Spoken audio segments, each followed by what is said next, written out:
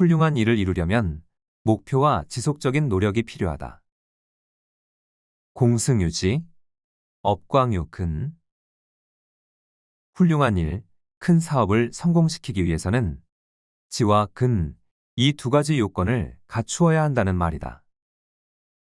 지란 목표이다. 분명한 목표도 없이 행동하는 것을 망동이라고 한다. 망동을 일삼아서는 사업이든 일이든 성공을 이룰 수 없다.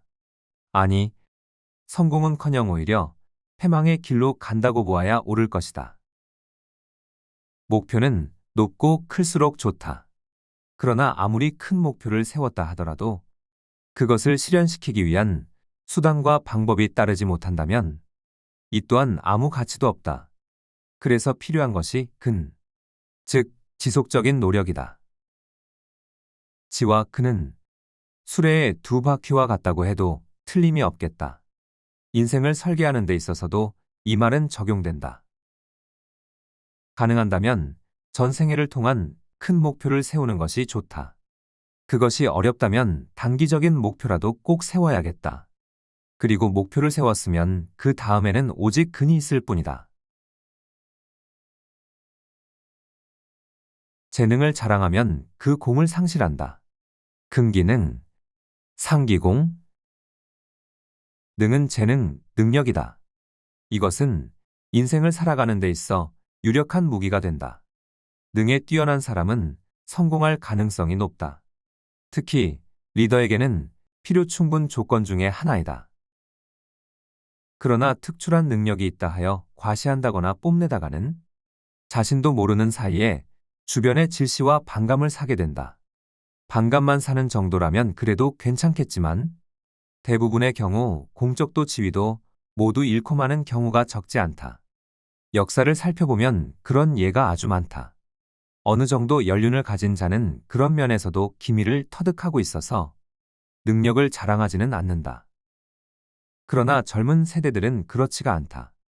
그런 사람들은 빨리 자각하여 자기 능력을 안으로 갈무리하여야 한다. 그렇지 않으면 크게 성공할 수 없다. 앞에 있을 때는 복종하다가 돌아서서 뒷말한다. 무면종태, 유후원. 대면하고 있을 때는 네 하며 상대방의 의견에 따르다가도 뒤돌아서는 불평불만을 늘어놓거나 비난을 한다. 그런 짓을 하지 말라는 말이다. 성천자인 순이 후계자인 우에게 경계로 삼으라 했던 말이라고 한다. 이 구절 역시 인간 관계 속에서 우리가 저지르기 쉬운 과오를 지적한 말이다. 성공하는 사람은 결코 그러한 태도를 취하지 않는다. 이런 언행은 두 가지의 마이너스를 초래한다. 한 가지는 본인 인격의 저열함을 드러낸다는 점이다. 그리고 또 한 가지는 후원은 반드시 상대방의 귀에 들어간다는 점이다. 이것은 비밀인데라며 아무리 못을 박아도 결국에는 상대방의 귀에 들어간다. 당연한 일이지만 상대방이 좋은 감정을 가질 리 없다. 그 결과 인간관계는 결정적으로 약화되고 만다. 하고 싶은 말이 있으면 직접 상대방에게 말한다. 말해서 안 될 말이면 끝까지 침묵을 지키는 것이 바람직하다. 나무는 먹줄을 따라 바르게 켤 수 있고 왕은 간언에 따르면 성군이 된다. 목종승즉정, 후종간즉성. 승이란 먹줄이다. 목수가 목재를 켜거나 자를 때 먹으로 금을 긋는 도구이다. 이 먹줄을 따라서 제재를 하면 제목을 똑바로 다듬을 수가 있다. 이와 마찬가지로 군주도 신하의 간언에 귀를 기울이면 훌륭한 군주가 될 수 있다는 말이다. 군주에게는 쟁신이 필요하다는 것을 강조한 말이다. 효경 간쟁편에는 다음과 같은 말이 있다. 옛날 천자에게 쟁신 7명만 있으면 아무리 무도하더라도 천하를 잃지 않았다.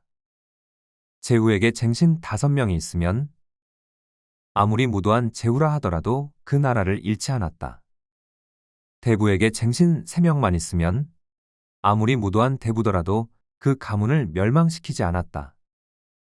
선비에게 재무가 있으면 그 몸이 명성을 잃지 않았다.